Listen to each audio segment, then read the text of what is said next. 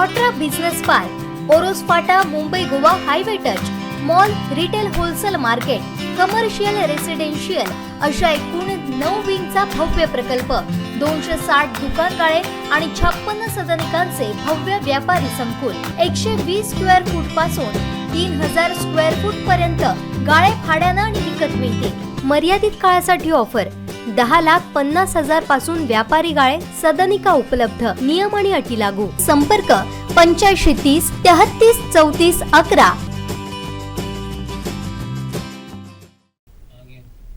कोकणातील संस्कृतीची ओळख असणाऱ्या दशावतारी नाटकांमध्ये एकापेक्षा एक सरस भूमिका साकारून दशावतारातील मिस्टर परफेक्शनिस्ट अशी उपाधी मिळवलेले लोकराजा सुधीर कलिंगण यांचा आज प्रथम स्मृतिदिन। त्यांच्या निधनानं दशावतारी नाट्यक्षेत्राचा एक मोठा आधारस्तंभ हरपल्याची भावना व्यक्त होते। पारंपरिक दशावतारी कलेचे आधुनिकीकरण करणाऱ्या नवीन नाट्य निर्मिती सादर करून त्यांनी आपला ठसा उमटवला। दशावतारी राजा म्हणून त्यांनी अनेक भूमिका साकारल्या होत्या। तसेच दशावतार कला सातासमुद्रापार नेण्यात सुधीर कलिंगण यांचा मोठा वाटा आहे। असा हा लाडका लोकराजा आपल्यात नसला तरी देखील त्यांनी आपल्या अभिनयानं अजरामर केलेल्या कलाकृतीच्या माध्यमातून ते आपल्या अजूनही आठवणीत आहेत। लोकराजा सुधीर कलिंगण यांच्या प्रथम स्मृतिदिनी त्यांच्या आठवणी जागवण्याचा कोकणसार लाईव्हचा हा छोटासा प्रयत्न। पाहुयात आठवणीतले लोकराजा।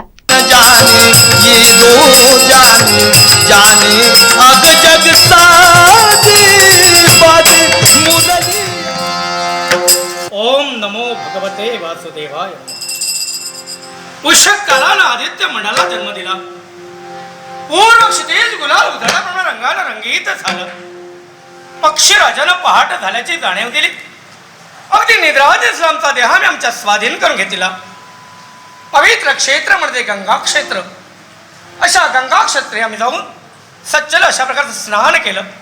अगदी संध्यादी कर्म उरकलं आणि ज्या देवतेचे एक ताल तलितने आमच्याकडे भक्ती घडली जाते आणि निश्चिंत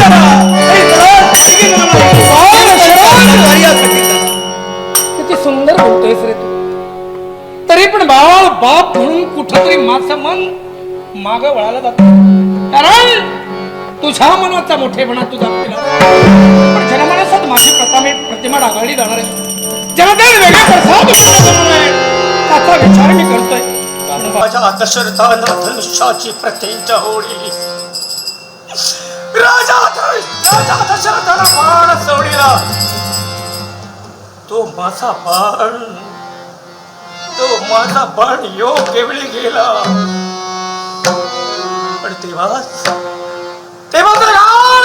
राजा दशरथानं ऐकला, आई बाबा थांबा गेला। केविल म्हणे नजरेनं चारी बाजूला मी पाहू लागलो। आवाज चालू रोजालो।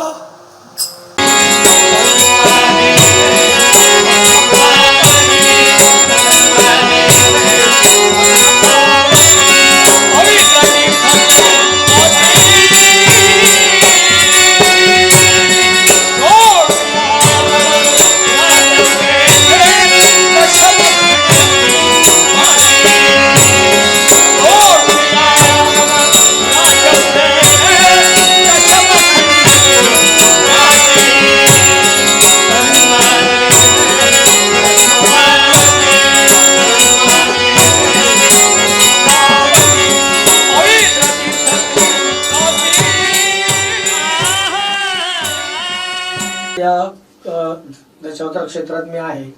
वयाच्या 9व्या वर्षी वडिलांबरोबर या दशावतार क्षेत्रात मी आलो आणि पहिल्यांदा लहान मोठ्या भूमिका केल्या। आणि त्या काळची एक दशावतार कलाकारांची एक वेगळीच व्यथा होती। ते काही स्वतः चालक मालकांच्या गाड्या वगैरे काही नव्हत्या।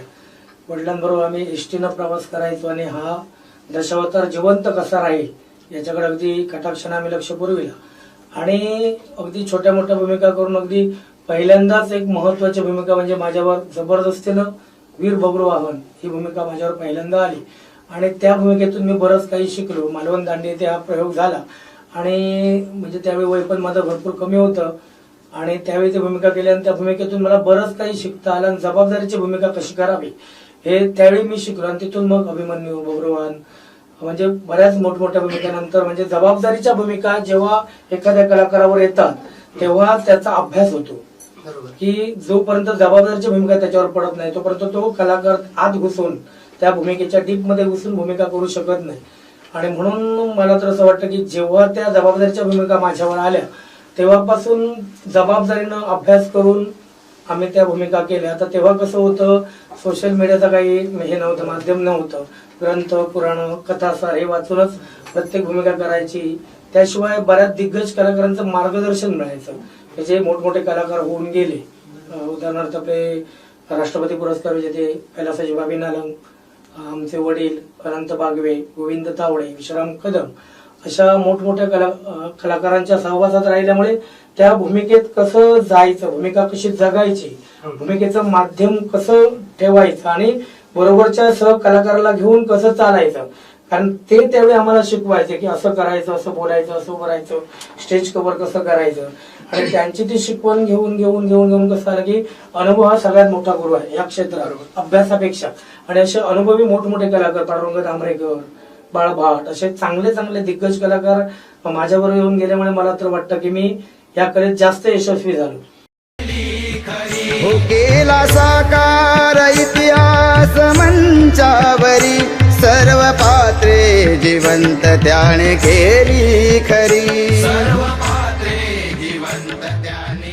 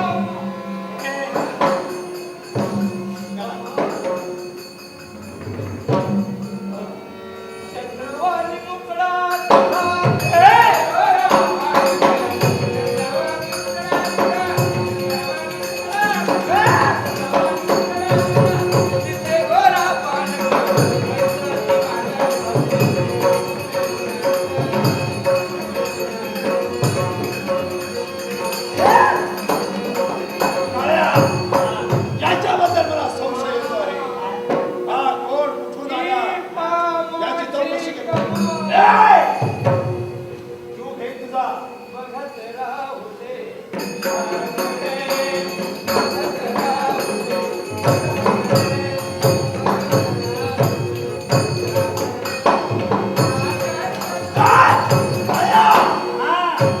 हा कोण कुठून आला याची चौकशी केली पाहिजे.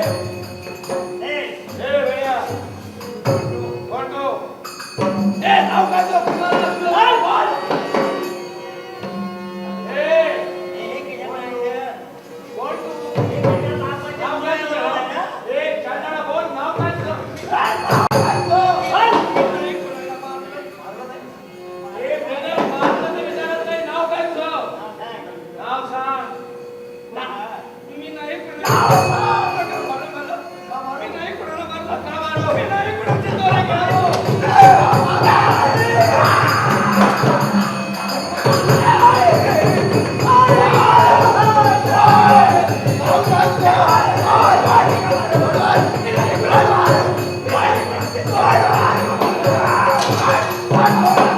बोलत नाही.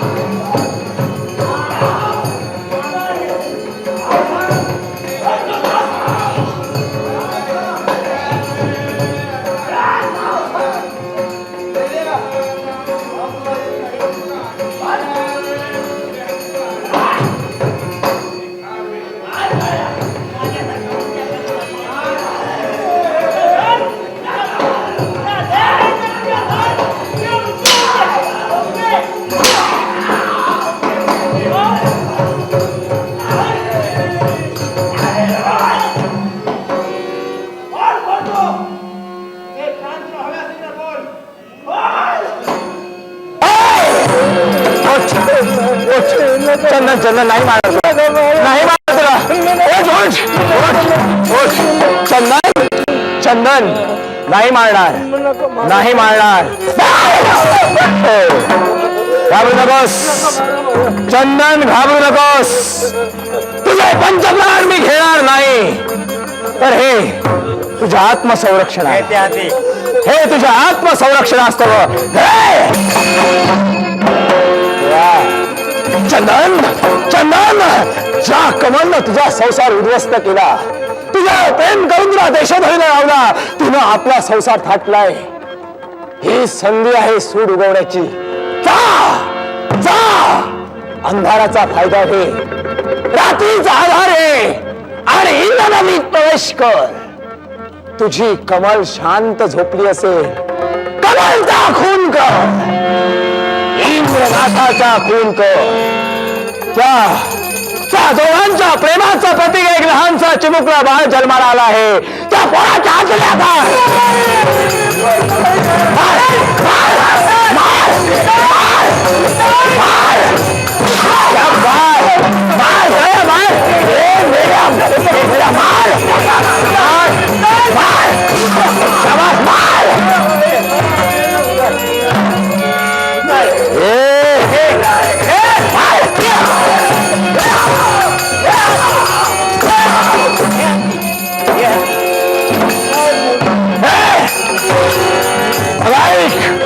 चंदन, या क्षणी तुझे पंचप्राण मी घेणार आहे. तू माझ्या कामाचा नाही, मी तुझ्या नाही. उचल उचल तो जंबिया, उचल. इंद्रनाथाचा खून, कमलचा खून. पण काय करण्यासाठी मला 2 क्षणाची अवधी द्या. विचार करणार म्हणे. करून जाऊन कसला विचार करणार? कसं जायचं, कसं यायचं, कसं मारायचं. दिली तुला संधी.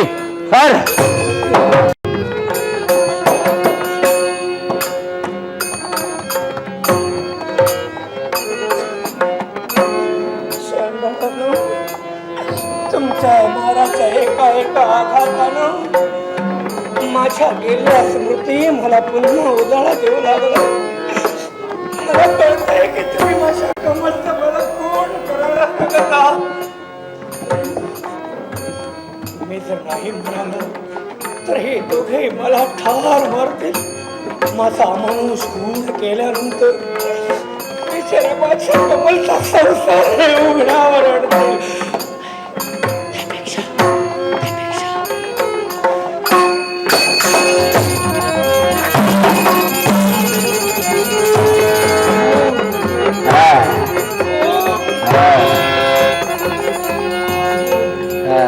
आजच्या मध्यरात्री काढूया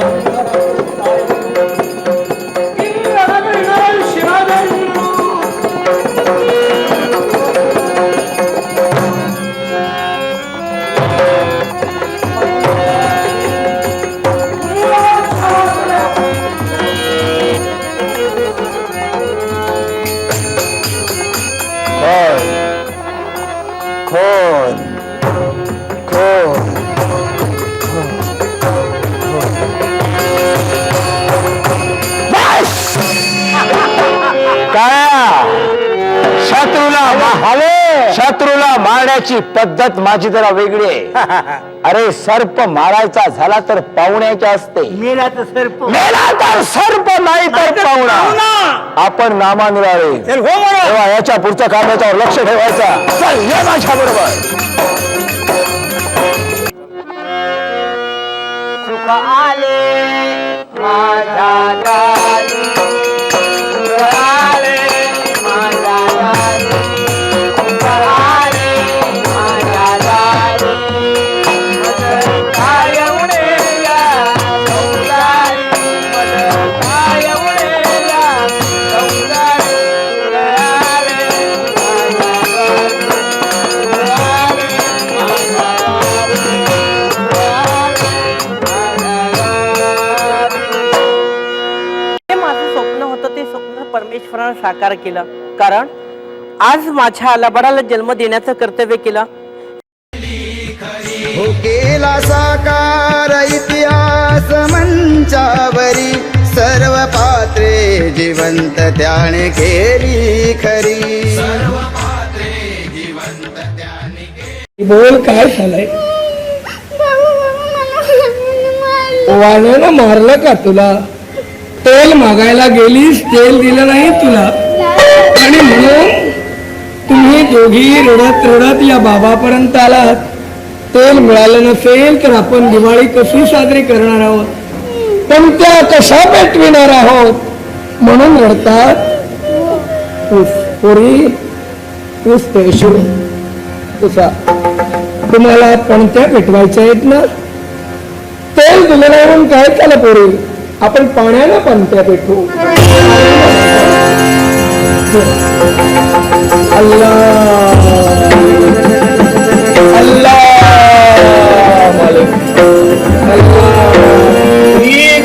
समर्थ जय जय साई समर्थ, साई समर्थ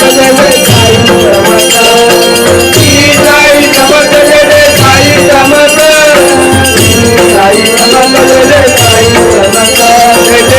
समर्थ, साई समर्थ जय जय साई समर्थ, जय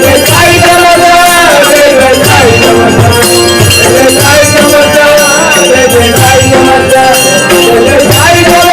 समर्थ, जय जय साई समर्थ, जय जय साई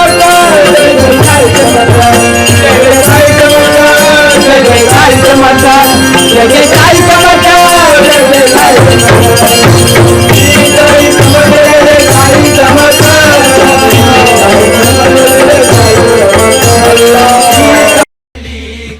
हो केला साकार इतिहास मंचावरी सर्व पात्रे जिवंत त्याने केली खरी.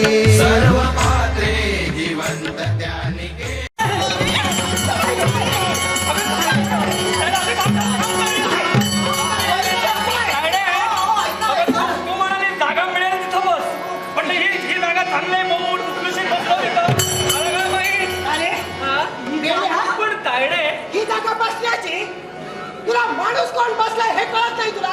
अरे बरा माझ्या डोकीवर बसला नाही, ते नाव असतं पण ते जरा उंच झालं ना.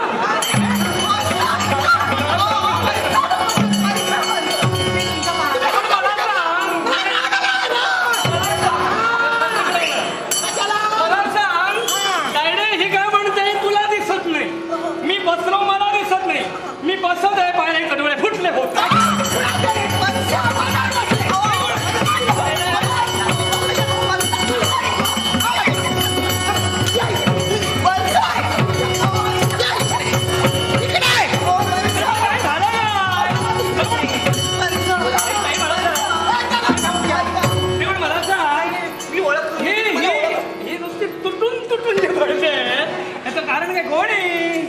कोण म्हणजे ओळखत नाही? ओळखलं नाही मी. कुठल्या डोळे?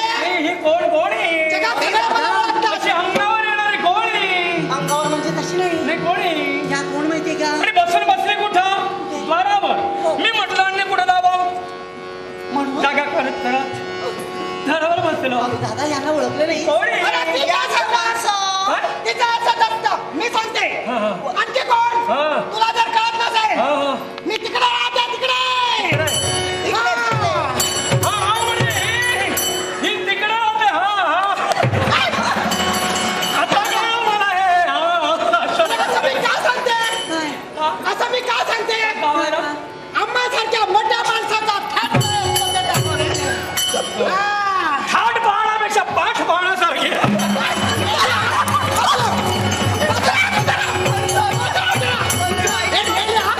मी ओळखलं. तुझी सवय अजून गेली नाही. कशी जाणार? बायकांची वाट पाहतो. तुम्ही तुमची माझी सवय जाणार कशी? जोपर्यंत तुमच्यासारखे आहेत तोपर्यंत. जरा जागेचा अभाव आहे. असे काय असेल अंगावर येण्यापूर्वी बोल. मला सांग कोण कोण आहे? सिंधू देशात राहते, सिंधू देशात. सिंधुरासुराचं काय झालं? सिंधुरासुराचं काय झालं रे? दादा सिंधू देशात राहते. हा 100 कौरवांच्या भगिनी बापरे दुष्शिला देवी त्या या सिंधुरा जयद्रथाची पत्नी दुष्शिला देवी त्या दुश्चिन्ह हे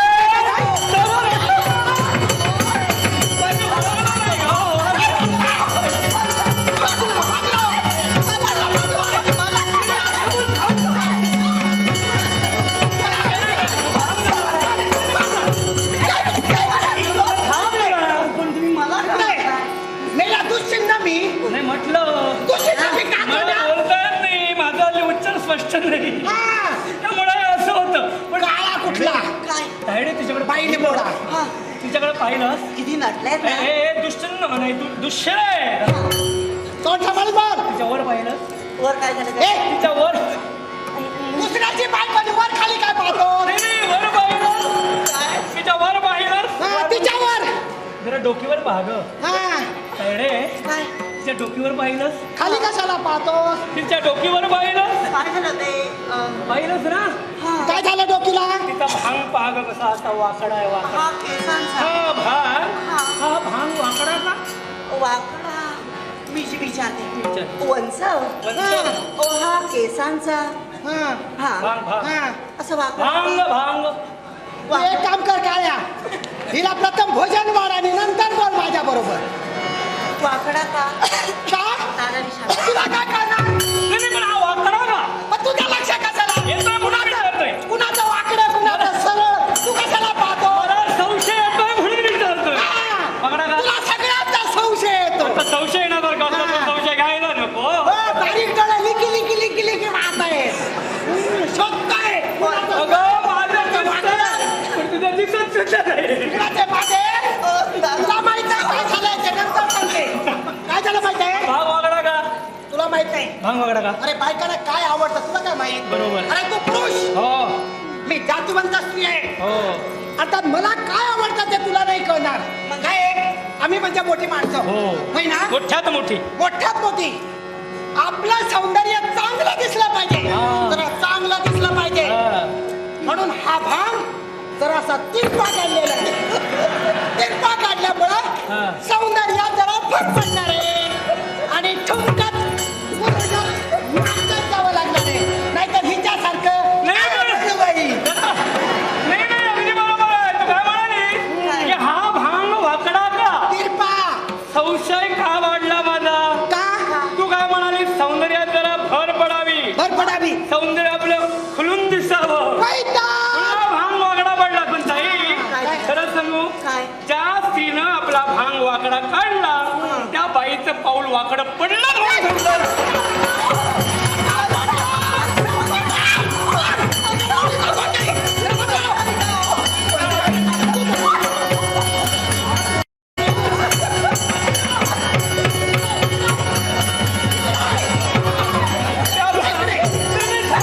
कुणाला सांगतोस? कुणाला सांगतोस वाकडा मार्गावर पाऊल पडलं म्हणून? ते जाऊ दे ते जाऊ दे काय रे हिच्या जरा खाली पा ए, तुझी जीभ काढ तुझ्या हातावर देईल. हिच्या जरा खाली भांगाच्या खाली पा याच्या मुली वर पाहिलं काय आणि आता खाली पाहतोय. हिच्या भांगाच्या खाली पा आता खाली काय पा जरा त्याच्या खाली पा त्याच्या खाली काय? खाली म्हणजे काय रे तिचं कुंकू पाहत होतं कोरलेलं आहे विचार जरा ते का म्हणून वंच तर हे तुमचं कुंकू जवळ एवढं का? हे तुमचं कुंकू असं कोरलेलं का दादा विचार तुला माहित नाही? नाही, मी विचारते माझा संशय बळावत चाललाय हा, हे असं कोरलेलं का हिला संशय येत नाही. तिला नाही मला संशय येतोय म्हणून मी फक्त तुला. विचारलं अरे हे जे कुंकू आहे ना, हा हा तुला काय वाटलं? काय हे जे कुंकू मी लाविलच नाही की काय? नाही म्हणजे कोरलं का कोरून का लागेल असं? हा, हे जे करून लाविलंय ना, हा ते माझं सौंदर्य अजून खुलून दिसलं पाहिजे. सौंदर्यात भर पडली पाहिजे म्हणून जरा कोरून कोरून कोरून करून लावलंय. पण एक लक्षात ठेव तायडे काय ते ज्या बाईनं कुंकू कोरलं तिनं आपलं नवऱ्याचं आयुष्य कोरायला सुरुवात केली माझ्या नवऱ्यामध्ये पाहिजे बोलतो. पाहिजे बोलतो. माझं करायचंय. पाहिजे बोलतोस. वंच ऐकू हे पहा,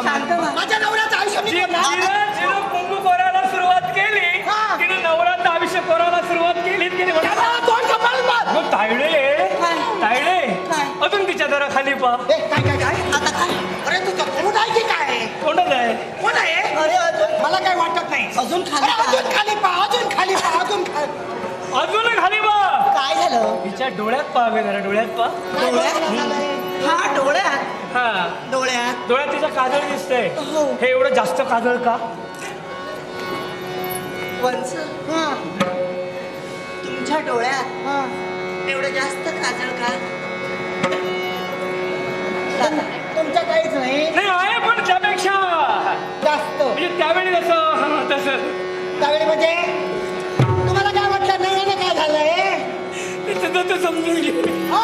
पण हे काजळ का जास्त काजळ का हे जे काजल आहे ना हा याला कारण आहे काय म्हणू या पांडवांचं निमंत्रण कळलं हा त्यावेळी म्हटलं आता उन्हात अनातून जावं लागणार आहे हा हा डोळ्यांना खूप त्रास होणार आहे हो उष्मा तर वाढलेला होता आता डोळे जर थंड आले पाहिजेत म्हणून जरा काचा डोळ्यात घातलेला आहे हा आता डोळे थंड आले कळलं तुला? पण एक लक्षात ठेव दे का त्यांना जास्त ज्या बाईनं आपल्या डोळ्यात अति काजळ घातलं ज्या बाईनं आपल्या डोळ्यात अति काजळ घातलं काळं काजळ घातलं की समजायचं तिनं आपल्या नवऱ्याच्या तोंडाला काळं फासलं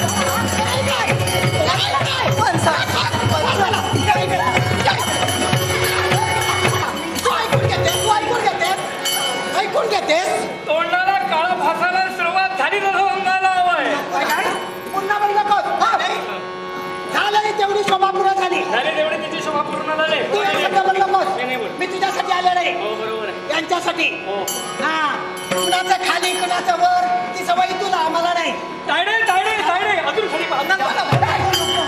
आता आणखीन खाली काही नको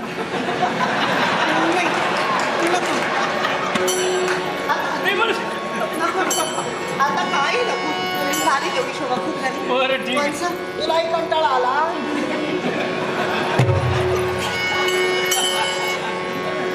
वंस क्षमा कर इथं येऊन नाही चांगली शोभा केला तू.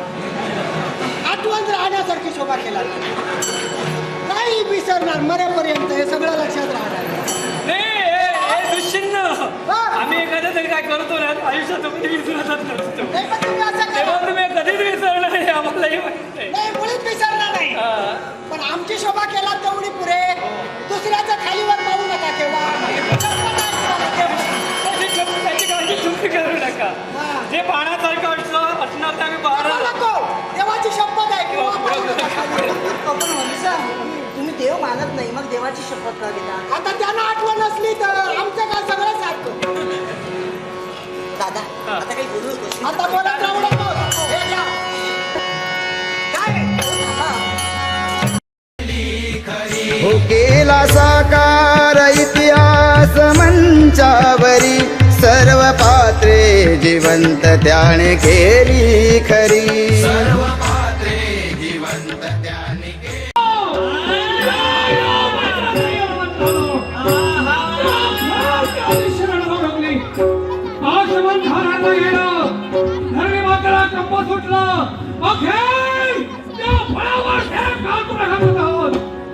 समोरून माझ्या दिशेला काहीतरी आलं ते माझ्या हराटीला लागलं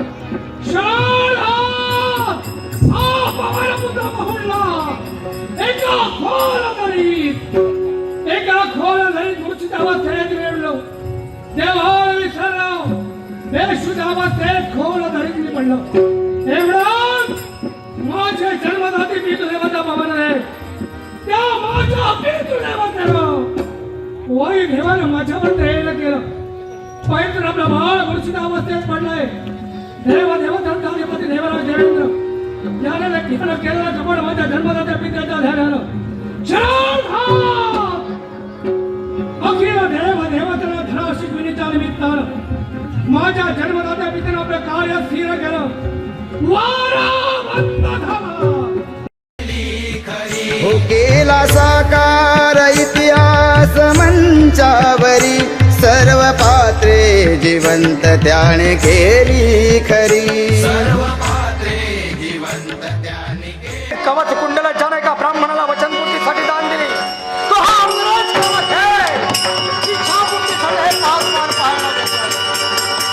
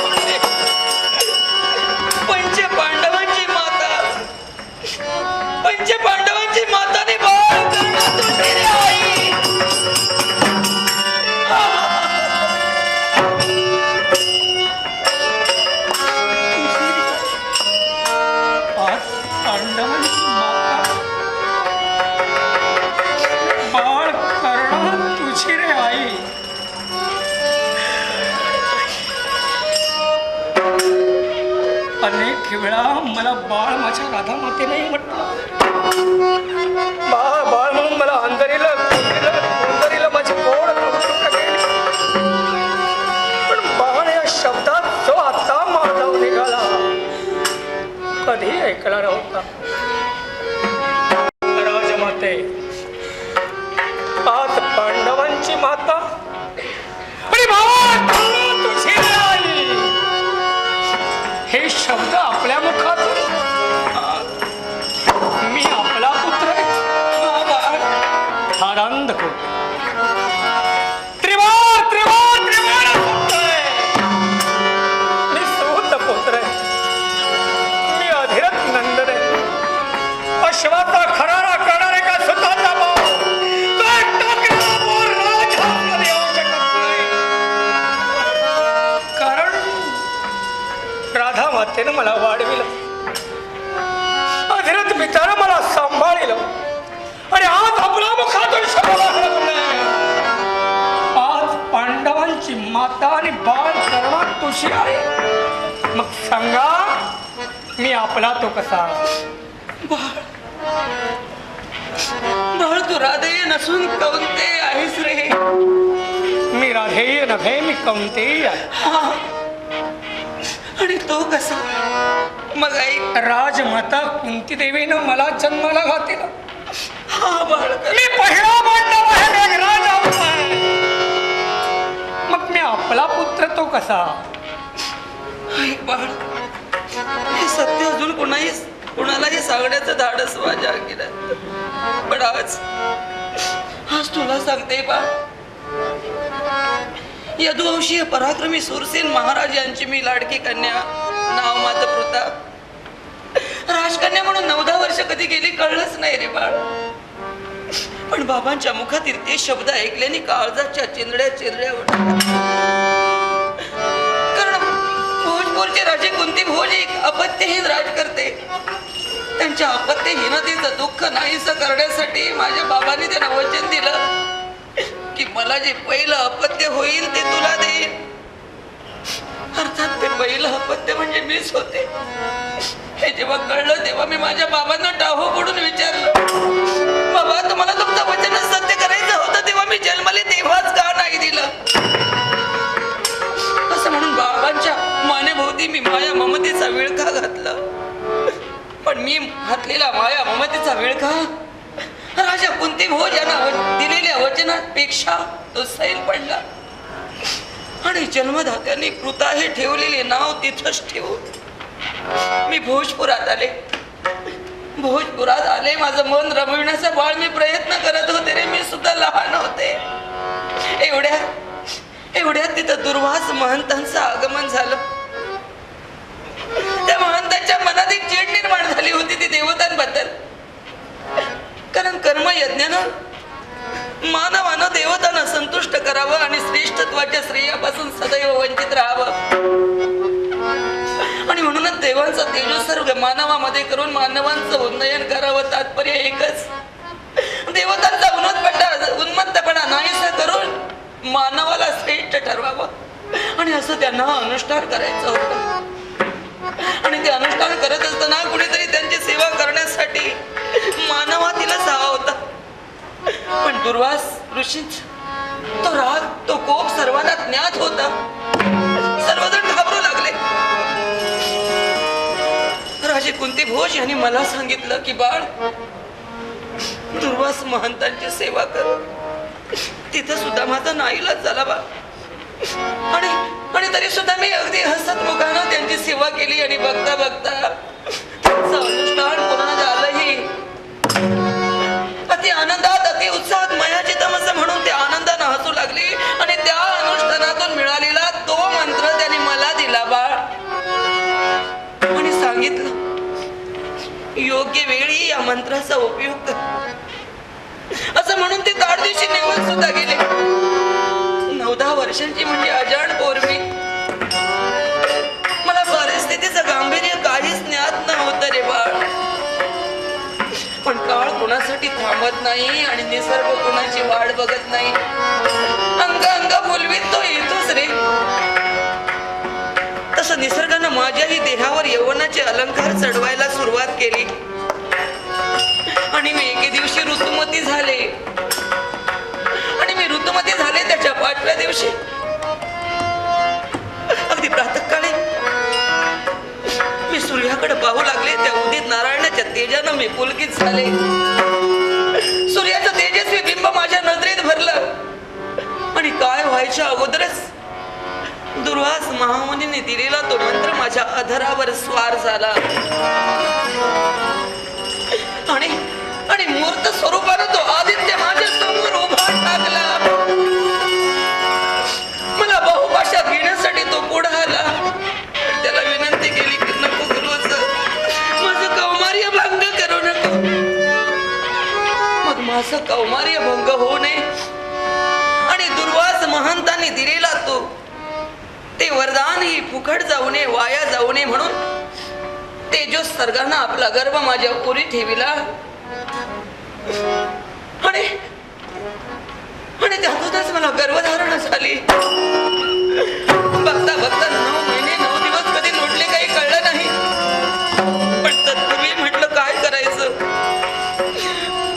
मी गर्भवती होऊन एका बाळाला जन्म देणार आणि हे जर सगळ्यांना कळलं तर. पण माझी प्रिय दासी धात्री हिनं मला सल्ला दिला आणि तिच्या सल्ल्यानं दुर्वास महामुनी ज्या कुटीत अनुष्ठान करत होते त्याच कुटीत मी स्वतःला बंद करून घेतलं. बाबांना सांगितलं की मी भक्ती करते, देवाची मी पूजा करणार आहे, फक्त माझ्या सेवेला धात्री दासीच असेल.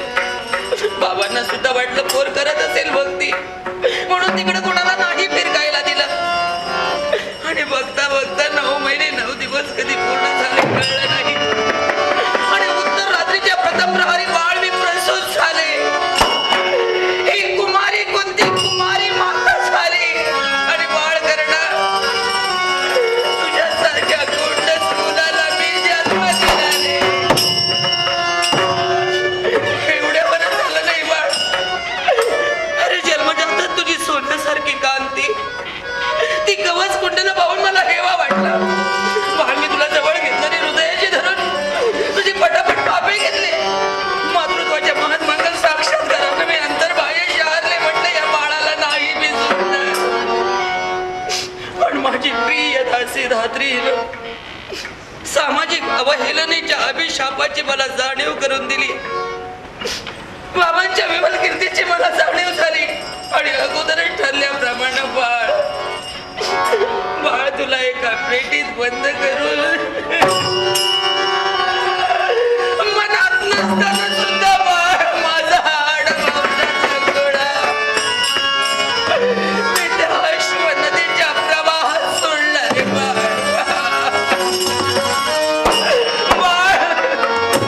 बाळ तू राधे नाहीस, कौंदी आहेस. तू सूत पुत्र नसून सूर्यपुत्र आहे. स्वतःच्या जीवनाची रंगभरीत कहाणी अंगराजकारणाच्या समोर उभे केले. समाज बंधन, आई बापाचा लौकिक आणि स्वतःच्या सन्मानाची प्रतिष्ठा कुठेही वाया जाऊ नये म्हणून ज्या मुलाला जन्माला घातलीस त्या मुलाला त्या निरागस बाळाचा अश्वनदीला सोडून दिला. अगं कोण म्हणेल तुला आई या संधीला योग्य नाहीच ग तू. कारण आई कुणाला म्हणावं ज्या आईनं ज्या मुलासाठी आपलं स्वतःचं जीवन खर्ची घातलं. समाजाचे समाज रुपये भयान राक्षसाला कितीही टोचलं कितीही बोचलं तेव्हा माझ्या समाजाची बंधनं दूर झाली. आपल्या लाडक्या लढेबाळाला तिनं मायेचं पांघरून घातलं ती खरी आई. अगं कर्दम वृक्षाच्या पोकरीत वावरणारा कृमी कीटकांना काही थोडी पोरं होता. रस्त्यावर लोळणारा श्वानाला काही थोडी मुलं होता. मुलं प्रसवली म्हणून ती आई नव्हे ग, म्हणून ती आई नव्हे तर तिने मुलाचं जीवन घडविलं, मुलाचं जीवन वाढविलं, योग्य संस्कारानं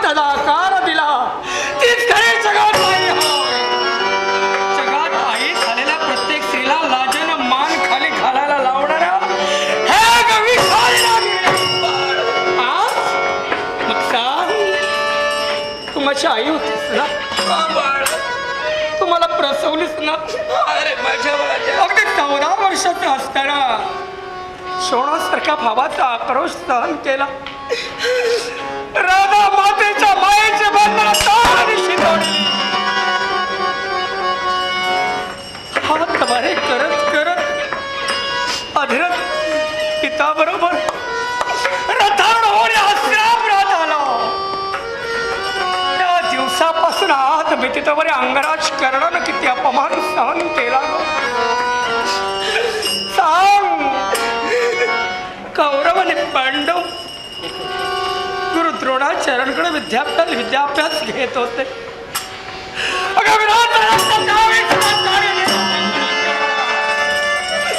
जातीवंताची औलाद विरात होती आणि म्हणून अनेक वेळा मी माझ्या अधीरथ बाबांना म्हणालो की बाबा या मुलांबरोबर मला गुरु द्रोणाचार्यांकडे विद्याभ्यास शिकायचा आहे.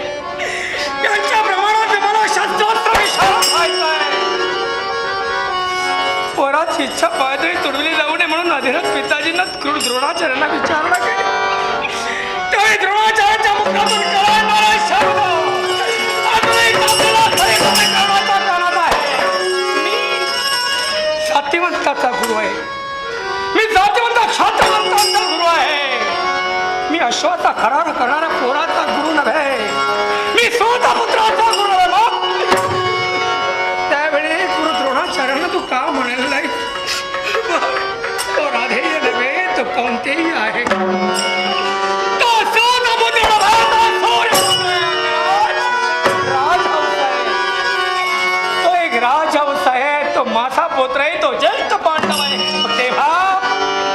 तेव्हा तुझे वाचा कुठं गेले हो? बाळ तुझी व्यथा तुझ्या भावानं मला कळत आहे. आताच नव्हे तर तेव्हा सुद्धा कळल्या रे. पण माझा नाईलाज झाला. बाळ तुझ्या सर्वच प्रश्नांची उत्तरं नाही रे मी देऊ शकत. तरी सुद्धा मातृत्व माझं जागृत झालं. जागणार होते एवढ्या पितामह भीष्म याने नेत्र संकेतानं मला खुणावलं. त्यांची आज्ञा मी तेव्हा आईची माया निमाली. मुखाला क्षीर बसली तुझ्या. हस्तिनापुरात वासंतिक पौर्णिमेच्या दिवशी शस्त्रस्पर्धा भरवण्यात आली. त्या शस्त्रस्पर्धेचा सुद्धा मोठा आवेश झाला. त्या स्पर्धेत भाग घ्यावा असं मला वाटत होतं आणि म्हणून आवेशाला शस्त्र स्पर्धा झाल्या. अंगराज कर्ण उडी ठोकणार होता. तेव्हा एकच एक प्रतिकारार्थी आवाज ऐकू येऊ लागला.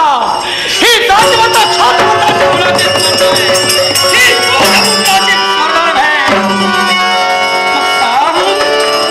तेव्हा तुझी आईची माया कुठं गेली होती? का आता सगळ्यांना ताहो फोडून तुला नाही? का तुला सोडला नाही?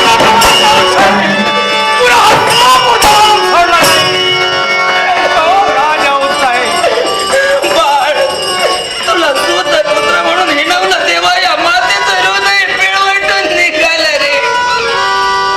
आणि म्हणूनच मी उठून उभे राहिले. सांगणार होते तू माझा बाळ आहेस. पण पुन्हा पुन्हा स्वतः पुत्र म्हणून तुला हिणवण्यात आलं. तुझा तो अपमान मला नाही रे सहन झाला माझ्या बाळा. आणि तेव्हाच भोवळ येऊन मी मूर्छित पडले. सगळ्यांना ज्ञात होतं अंगराज कर्णाला पददंड विद्या प्राप्त आहे. त्या पार्थाला एखाद्या तर क्षणार्धात अंगराज कर्णाला पराभूत केलं होतं. पण त्याच वेळी मित्र दुर्योधनानं अंग देशात राज्य मला देऊन अंगराज अवसान घात झाला माझा. आता नेमके काल आहे. स्वतःच्या औरस पोरांना वाचवून या अनवरस पोराचा अंत मिळवण्यासाठी या माझ्या शस्त्रग्रह राजमातेचं येणं झालं. सगळं रे मी काले रे. हे आता अभागी माता इथपर्यंत काले हे मी जागणार आहे बाळ तुला. पण बाळ अजून माझं सांगायचंय. तुझ्या मनाचं समाधान होईल ना होईल कदाचित नाहीच होणार. पण जेव्हा मी मूर्छा येऊन पडले ना बाळ तेव्हा पूर्वस्मृती पुन्हा जेव्हा जागृत झाल्या मी पूर्ववत झाले तेव्हा मला कळलं की त्या सुयोधनानं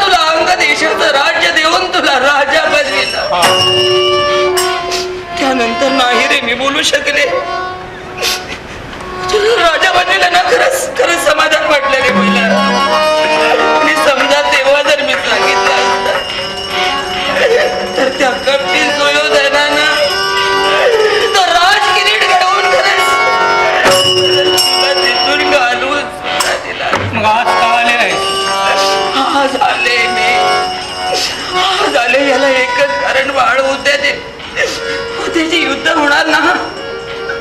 उद्याचा 16वा दिवस आणि 16व्या दिवसाचं कौरवांचं सर सेनापती पद हे तुला मिळालंय. बाळ तू पहिला पांडव आहेस रे. आजपर्यंत हे युद्ध झालं ते कौरवांचं युद्ध नव्हे, पांडवांचं सुद्धा नव्हे, तर कौरव आणि पांडवांचं युद्ध झालं. पण उद्या एक बाळ युद्ध होणार ना, ते पांडवांमध्ये. अरे हे युद्ध होणार, ते भावाभावाचं युद्ध होणार रे. आणि म्हणूनच तुला पांडवांच्या शिबिरापर्यंत न्यायला आले मी. चल बाळ तू माझा आहेस नाही म्हणून कौरव पक्ष सोडावा आणि पांडव पक्षात सामील व्हावा, अशी पंच पांडव मध्ये दास होतील. भारताचा तेजोगीर देवळाच्या मस्तकावर पडला नाही आणि 5 पांडव मध्ये दास होऊन माझी सेवा शुश्रूषा करतील. असंभवनीय. आणि सांगेन मी त्यांना की हा माझा कर्ण पहिला पांडव आहे. आणि या महाभारतीय युद्धात हे युद्ध जिंकल्यानंतर तो राज किरीट बाळ तुझ्याच मस्तकी आहे. विषारी नागिनी, 7 जन्माचा हार आजही जो मानाचा किरीट माझ्या मस्तकावर चढलाय. 16व्या दिवसाचा सेनापतीपद, 16व्या दिवसाचा सेनापतीपद देऊन मला ते भूषित केलाय आणि रणमैदानावर माझ्या दिमागावर मी उतरला आहे. हे सुद्धा माझं वैभव तुझ्यानं पावेल असं झालं. आणि म्हणून कुठेतरी माझ्या पराक्रमाला शीळ करावी, माझा अवसान घात व्हावं, माझं मन बेचैन व्हावं, मला स्वास्थ्य बिघडावं. याच इच्छेने येणारा विषारी नागिनी त्यानं अंग देशाचं राज्य मला दिलं. क्षणाक्षणाला त्यानं मानानं मला भूषविलं. तो माझा सखा आहे, तो माझा प्राण आहे, तो माझा बंधू आहे. या 5 बंधूपेक्षा मानाचा किरीट मस्तकावर देणारा माझा एक बंधू मला प्रिय आहे. अर्थात बंधू प्रेमापोटी अंगराज करणं मित्र कधी कळणार नाही. हल्लेला अन्नावर कधीही तो बेईमान होणार नाही. हे उदार करणार फार मोठ्या अपेक्षेनं आले होते रे. पण ठीक आहे.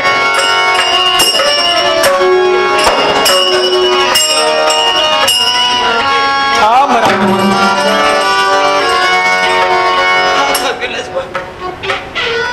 प्रेम निर्माण झालं, माझ्याबद्दल आपुलकी निर्माण झालं.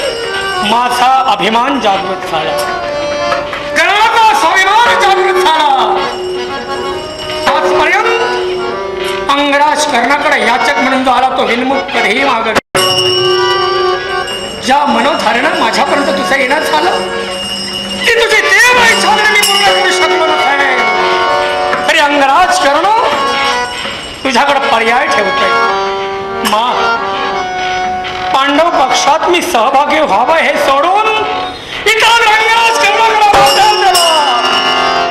दातृत्वासाठी ज्याचा जन्म झाला तो अंगराज कर्ण अगदी मनमुराद तुला ते देण्याचं कार्य करेल. मा काय हवंय तुला? अशी इच्छा पडलं सरोवर उद्या युद्ध होणार ना, त्या युद्धात माझे 5 पुत्र मला जीवन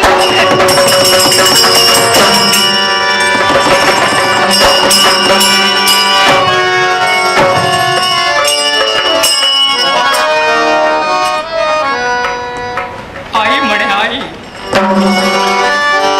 बाळ कर्णा, 5 पांडवांची माता आणि बाळ कर्णा तुझी रे आई. किती अभिमानानं गहीवरून शब्द उद्गारले. पण अंगराज कर्णाकडे काय मागित? बाळ उद्याचं युद्ध होणार आहे, त्या युद्धात फक्त माझे पाद मलावे.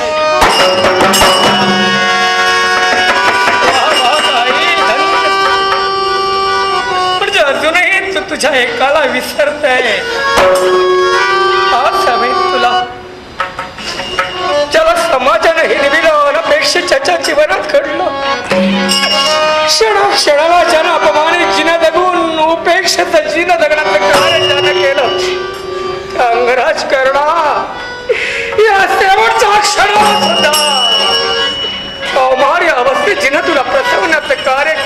माझी आई.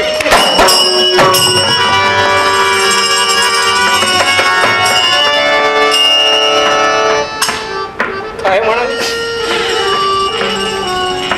बाळ, उद्या युद्ध होणार आहे. त्या युद्धात फक्त माझे 5 मला हवे. दिले दिले दिले तुला दिले. पण कसे ते ऐक, उद्या कुरुच्या रणमैदानावर ते द्वंद्व युद्ध होणार आहे. हे कुणाचं होईल? युधिष्ठिर कर्ण,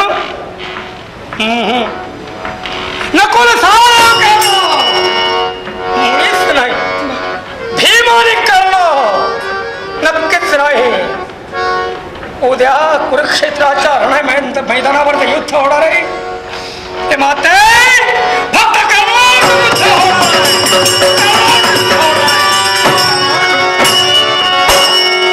काय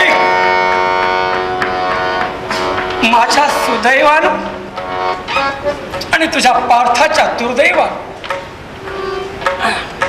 माझ्या सुदैवानं आणि पार्थाच्या दुर्दैवानं उद्या जर पार्थ मेला, काही हा कर्ण धरून तुझे 5 तुला आणि माझ्या दुर्दैवानं पार्थाच्या सुदैवानं आई मी तर मेलो ना ग. तर तुम्ही आहेत ते 5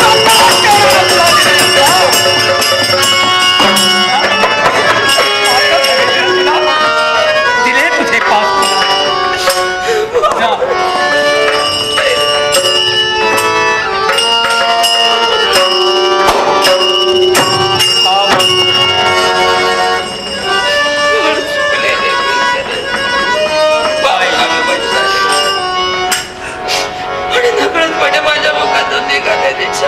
आई. मी तुला का थांबविलं?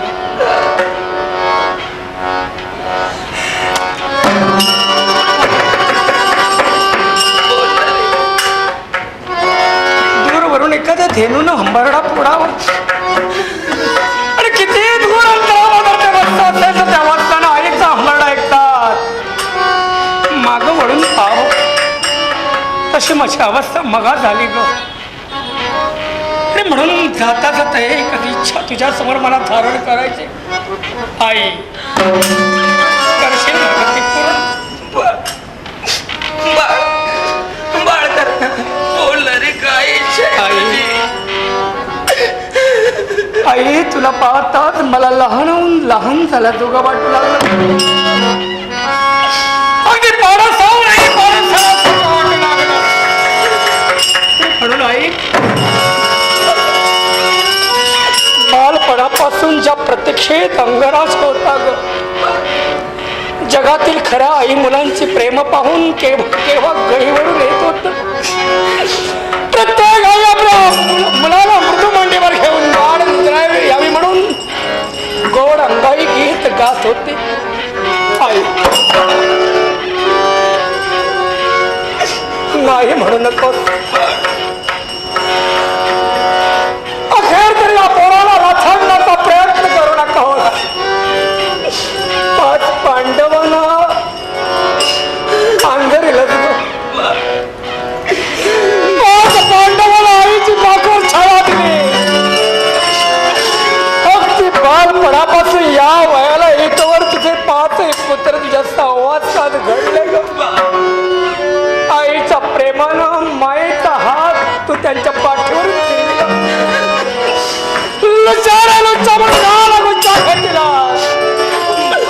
बोलायला लागला पण जे मागत होते ते देण्याचं कार्य तुझ्याकडून घडलं. पण आई एकच इच्छा बोल रे माझ्या राजा, करशील ना ग पूर्ण? आई पात्रांसाठी अंगाई गीत गाईल, पण या टाकलेल्या पोरासाठी आई या टाकलेल्या पोराचं तरी अंगाई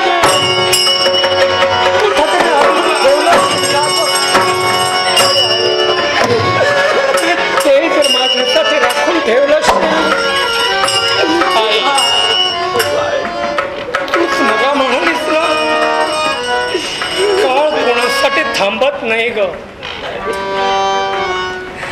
निसर्ग आपलं काम केल्याशिवाय राहत नाही. उद्याचा दिवस परमेश्वरानं माझ्या जीवनात कसा रेखाटून ठेवला असेल हे परमेश्वर जाणे. आई, दुर्दैवानं जर उद्या मी मेलो ना तर माझ्या आईचं प्रेम मला पुन्हा कधी मिळालं नाही रे असं म्हणू नको. पण म्हणून एकच इच्छा कुठंतरी राखून ठेवलं असेल ना तर पहाटेचा डंका होण्यापूर्वी या पोरात अगदी अंगाई अगदी तुझ्या मोठं मांडीवर घेऊन गोड गाण्याचं कार्य करतो. अगदी बालक होणे बालक होईल चिमुकल्या मुलाप्रमाणे आईच्या मांडीवर समजा उद्या जर ते मरण आलं असेल ना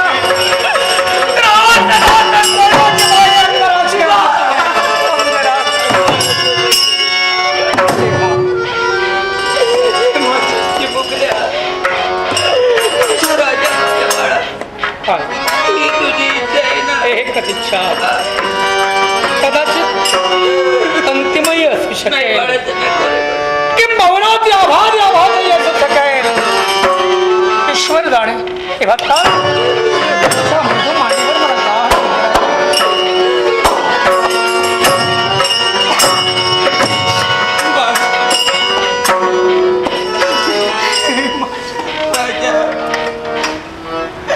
बाळ करणा, बाळ तू माझा पुत्र आहेस रे. तू माझा बाळ आहे. अरे मी तुला जन्म दिलाय. तुझ्या स्पर्शानं मातृत्व जागृत झालं बाळ. मातृत्वाच्या महान मंगल साक्षात्कारानं मी अंतर बाहेर चारले आणि नयन कमळातून वाहणाऱ्या अश्रुधारा नाही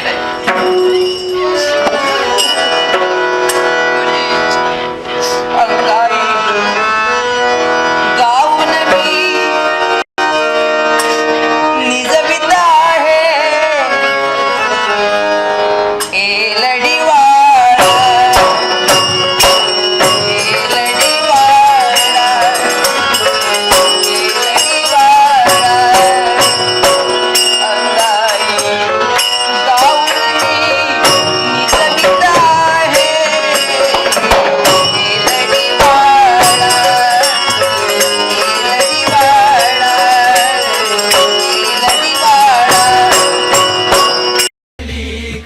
हो केला साकार इतिहास मंचावरी सर्व पात्रे जिवंत त्याने केली खरी.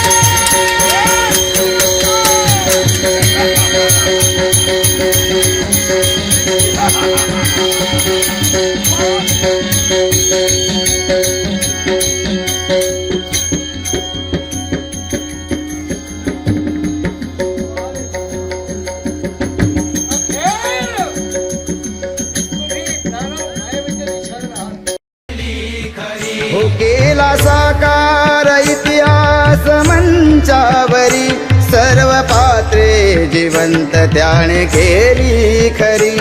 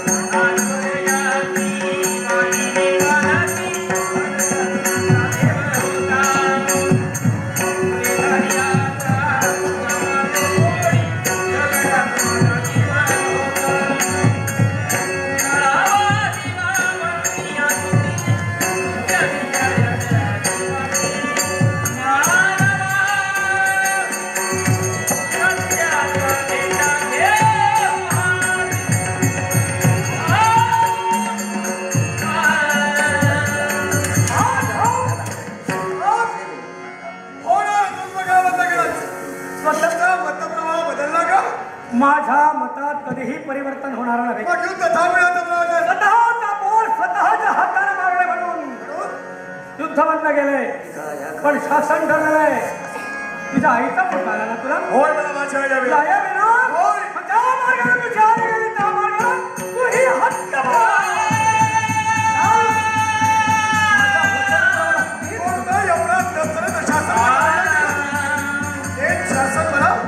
जिथं माझी आई आलेली नाही तिथे मलाही आणण्याचा अधिकार नाही. तुम्ही दिलं शासन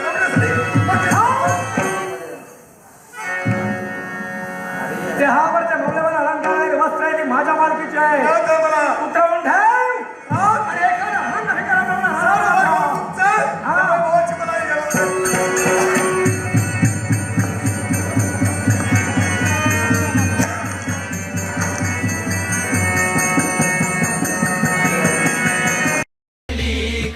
हो केला साकार इतिहास मंचावरी सर्व पात्रे जिवंत त्याने केली खरी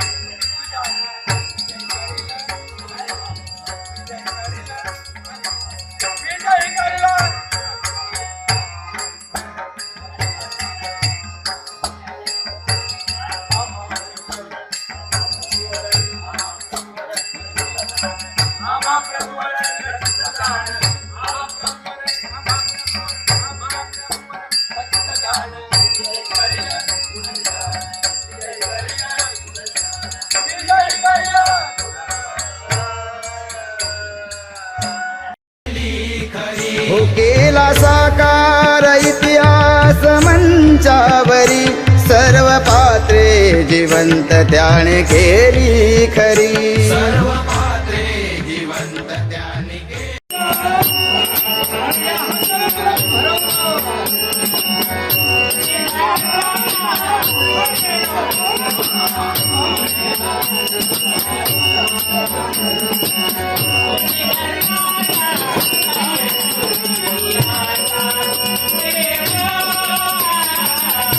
हो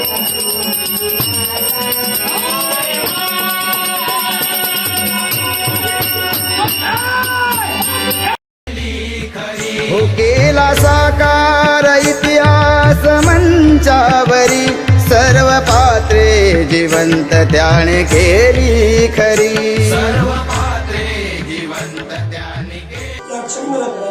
तुझ्या कर्तव्याशी माझं काही देणं घेणं नाही.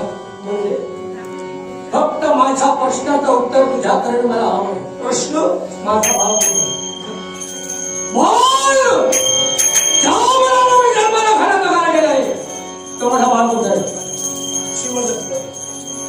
हा प्रश्न तू मला कळतेस आणि या तुझा प्रश्नाचा उत्तर या तुझा मी माझ्या मुलाचं अपहरण तुझ्यामुळे घडलं हे तर सत्य आहे. जिने माझ्या पाठीवर राथा मांडलं केल्याचं नाटक केलं ती माझ्या बहीण झाली का? आणि तू रात्रीच्या वेळी राणीवाशात प्रवेश करून माझ्या मुलाचा अपमान केला की नाही? म्हणजे शिवनाचं तुला सर्व काही समजलेलं आहे. असंख्य भाषण मी केव्हाही करणार नाही. तुला जे काही समजलं आहे ते दिवाळी काय माझ्या आनंदावर का विजन टाकलं? अरे जगी आसेचा पिता माझा साधा भी ममतेची स्त्री संगतीची भगिनी धराची परिणामी थोडे निघाली ती मित्राची. जगात सर्वश्रेष्ठ प्रेम कोणतं असेल तर हे आणि जेव्हा टिपियाचं कार्य आजपर्यंत माझ्या घरी घडलं गेलं मग तुझ्या त्या मंदिराच्या ताराला कोण सोडवला तुझा? नाण्याच्या दोन बाजू आहेत. तुझ्या दृष्टीने तू फक्त पहिली बाजू पाहतोयस. दुसऱ्या बाजूचा विचार तू तुझ्या जीवनात केलेला नाहीस. ते मी करतोय ते माझ्या मतानं माझ्या जीवनात सत्कर्म आहे. मी नाण्याच्या दोन्ही बाजू पडताळून पाहिले. कोणत्या बाजू दिलं? एक नाण्याची बाजू अस्तित्व सांगते बरोबर आहे. आणि दुसरी नाण्याची बाजू तिचं मूल्य सांगते. पण चार बाजू असतात नाण्याला हे कदाचित तुला ज्ञात नसेल. आणि त्या चार बाजूही मी पडताळून पाहण्याचा प्रयत्न केला. माझ्या प्रश्नाचं उत्तर देण्यासाठी निवृत्त का झाला? अप्रमुख धन्यवाद आहे. अरे माझी बहीण मी तुला देऊ केली. बऱ्याच वर्षाच्या कालावधीनंतर मला पुत्र संतान झालं. माझ्या वंशवेळीवर एक सुंदर पुष्प उमललं की मी निर्वंश झालो. आणि मी निर्वंश झाल्यानंतर तुम्हा दोघांच्या प्रणय प्रेमातून क्षणिक सुखातून जे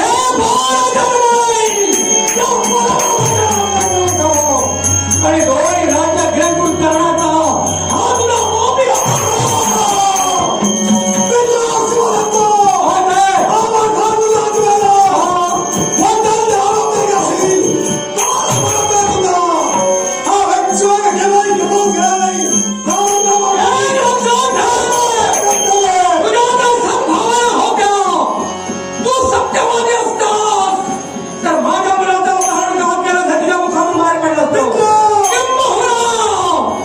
माझा लडका गरीबा कुठं आहे हे तरी मला कथन तुझ्या प्रश्नाचं उत्तर तुला नाही. प्रश्नाची सेवा करण्याची दिलं नाही. योग्य म्हणतो मी असं घालवलो.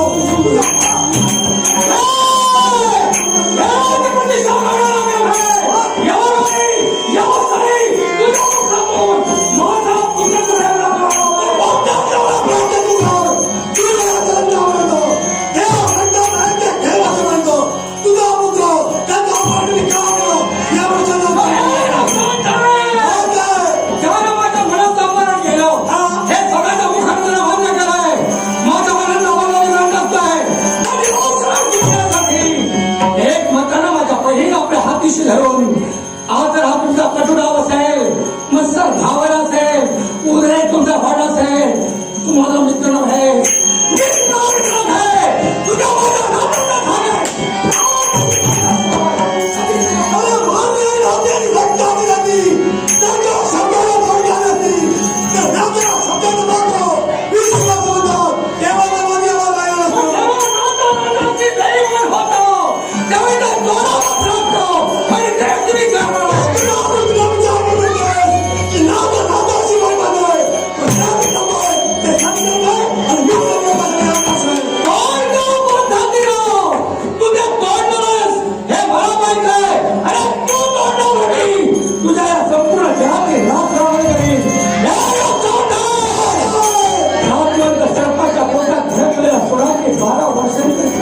करतो पण तू माझ्या जीवनात भेटते अपमानाची गीता ज्यावेळी तुझे जाळून जाळून पैसे कळावे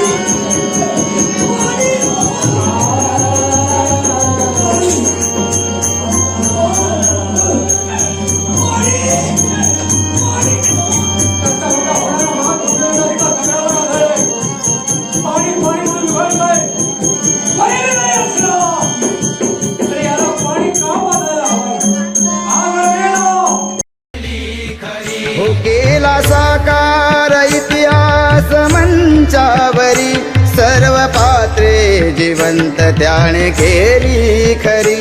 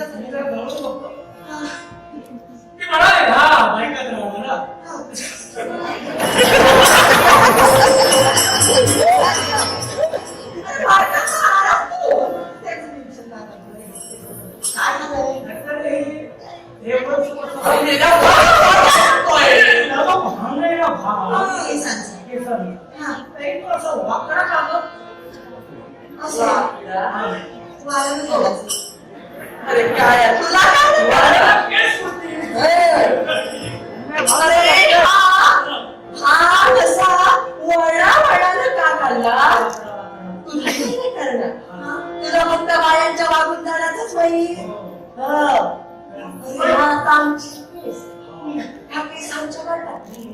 अरे हा असा वाढानं भांग काढला की कशा केसांच्या बटा सुंदर दिसतात तशा वाळावर एक संख्या उडू लागतात आणि त्यामुळं आमचं सौंदर्य कच्चं असती वाढून सुंदर सुंदर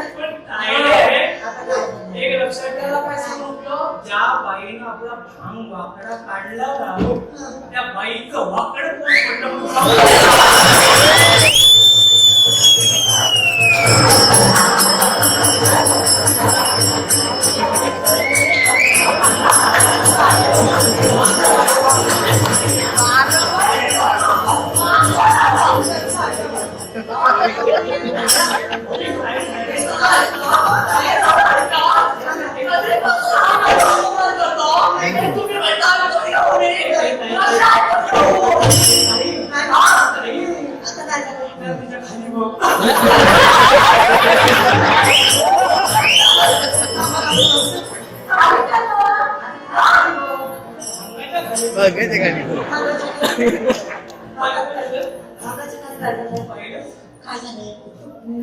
कोरलेलं का ग असतंय का त्याच असतं का पण ते तुझं का पूर्वेपासून पश्चिमेपर्यंत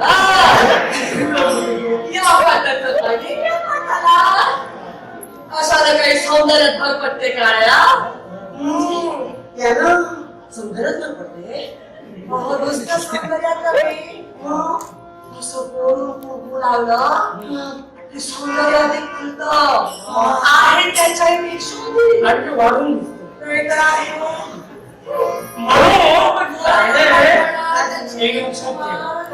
एक लक्षात ठेव ज्या बाईनं ना आपलं कुंकू पोरलं त्या बाईनं आपल्या नवऱ्याचं आयुष्य करायला सुरुवात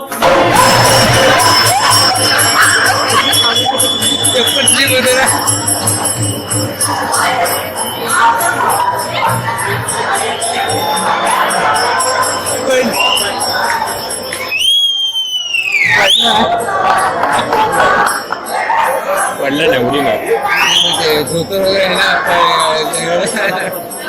उडी मारली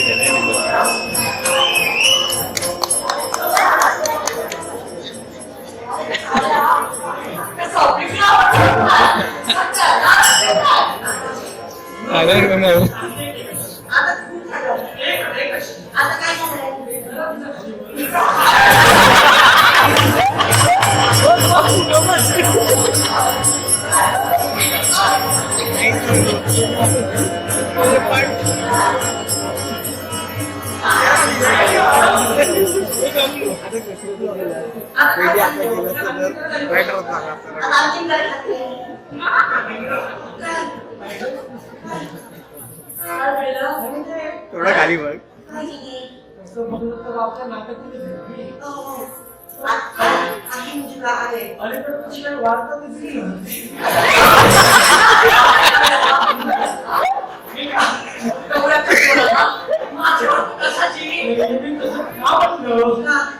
तिच्या डोळ्यात काजळ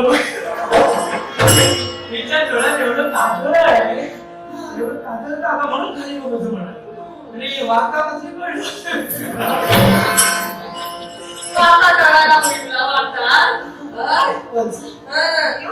एवढं काजळ तुम्हाला काय करण्याचं महत्व एवढं काजळ डोळ्यात घातलं त्याला सुद्धा कारण आहे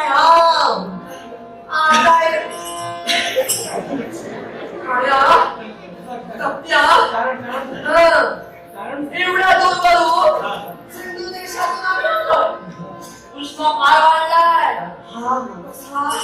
उष्ण वाढलाय आणि उष्ण्याला आमचे नाजूक त्यांना त्रास व्हायला नको ना थंडगार शीतल व्हायला हवे म्हणून एवढा काजळ आम्ही घातला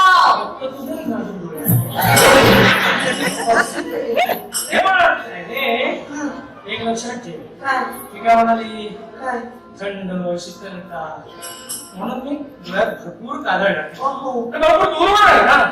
पण ज्या बाईने आपल्या डोळ्यात जास्त काजळ घातलं ना त्या बाईने आपल्या नवऱ्याच्या तोंडाला काळं फासलं करून हो केला साकार इतिहास मंचावरी सर्व पात्रे जिवंत त्याने केली खरी.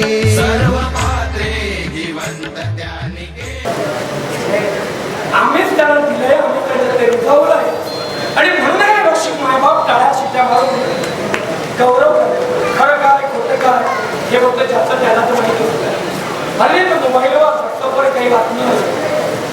कुठल्याही कलाकाराशी माझं वादांगण नाही, पण ज्यानं ते लिहिलं